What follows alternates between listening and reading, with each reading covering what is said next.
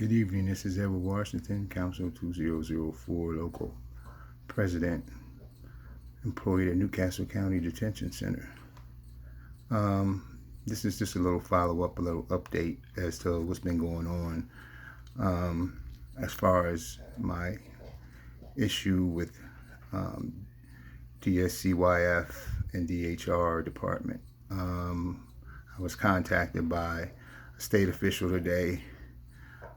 We told them about the laws that both DHR and Dscyf have been breaking for a long time. We also made it clear that they've been in violation of the contract, which we can show that very clearly. I mean, they have to protect the rights of all members. They can't overstep the law and protect the contract. And you can't say you're protecting the union members by violating the law. So we make it clear that we're not making baseless accusations. These are factual things that have happened in that department, and they need oversight. And the law is the law, and everybody should be protected under the law, and people shouldn't be able to use their positions of power to undermine people for whatever reason they may have, you know.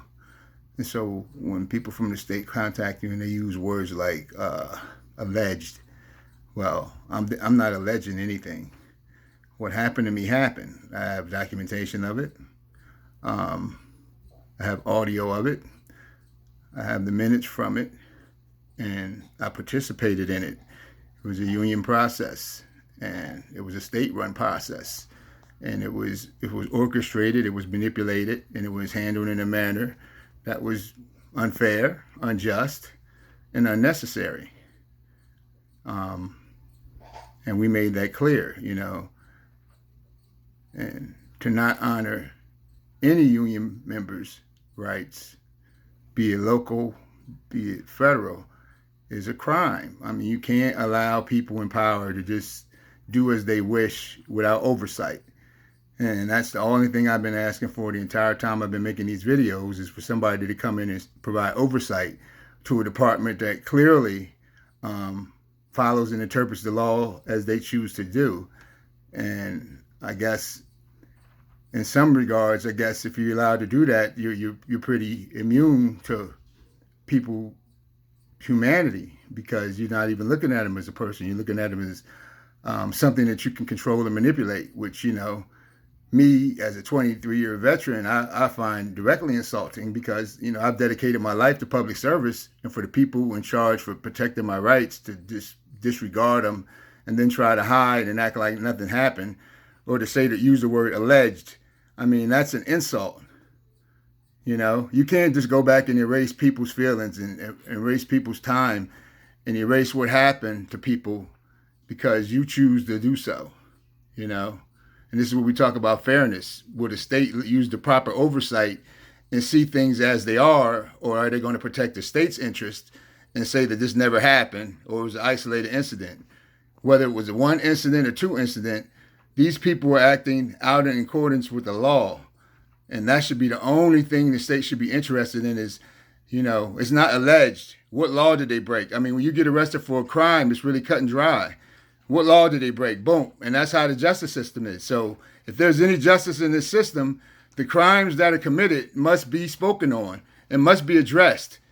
And these are the things that must be answered to the governor, to anybody who watches this video, to our local union members. I asked all, one and all, if all of you, look within yourselves and ask, are they treating me fairly under the system? You know, because I know personally they haven't been doing it for me and many other union members. And I have the documentation to prove it. This is not an isolated incident. And, you know, the oversight goes all the way to the top, you know. Are we going to be a country that follows the law, or are we going to be a country that hides people that break the law in order to protect an image? And if it's all about image, then you're not for the people. And if you're for the people, then you follow the law, because the law clearly states that when people violate the law, they be punished for it.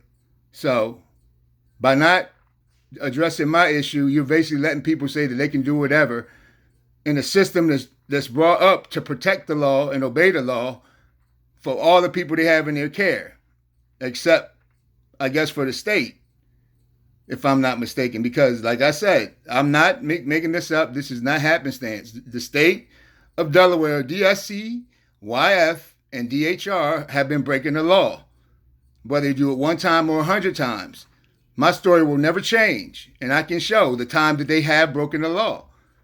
And so if you're a state agency in accordance with the law and the Constitution, then I would advise you, after you finish your call with me, is to really look into what I'm stating about the law and the application of the law and what they have been doing. They have not been following the law. They haven't. So excuse me. Been a little sick. Feeling better though. So hopefully this will clear the air on some things. Like I said, it's an update. They just contacted me, so I don't know what direction they're going to go on this. But just for the people who've been following me, like, share. And again, like I said, the things that I talk about on my page is about things that or at adherence with the law in our contract. So if they're not following federal law or state law, I'm going to speak on it. If they're not following the contract in accordance with the law, I have to speak on it. Or my job as a president, is just in that part only, is failed.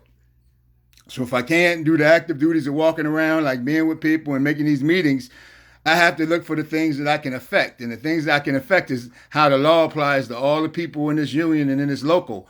And if they can take my rights away and certain people's rights away, then, you know, what power do you have as a union member? What power does anyone have? So hopefully from this governor's call, it would provide some oversight into what I know that happened and they know that happened. You know, there's nothing alleged about it.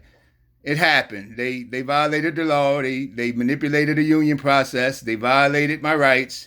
They undermined my union process and tried to place me on a state policy attendance plan, which they can not do under any law, because my rights are federally protected and they don't fall under any state agency. And it even says so on their own attendance policy. So understand, and this is what they've done to many, many people. I have tons and tons of emails. I have tons of emails from union members making the same case that I'm making right now. So I'm speaking on behalf of myself and all the members that have contacted me and reached out to me. This is a serious issue. There are a lot of people in the state that have FMLA, and the state, and our department at least, attacks those people's rights with vigor and comes up with all kinds of methods and ways to try to undermine whatever condition is listed on that FMLA and try to place it under some state policy where they can deny it. And if that's not the truth, then show me documentation, DHR, where you haven't done that.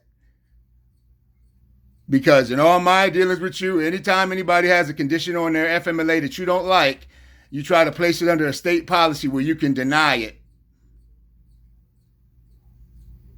So now the truth is coming out.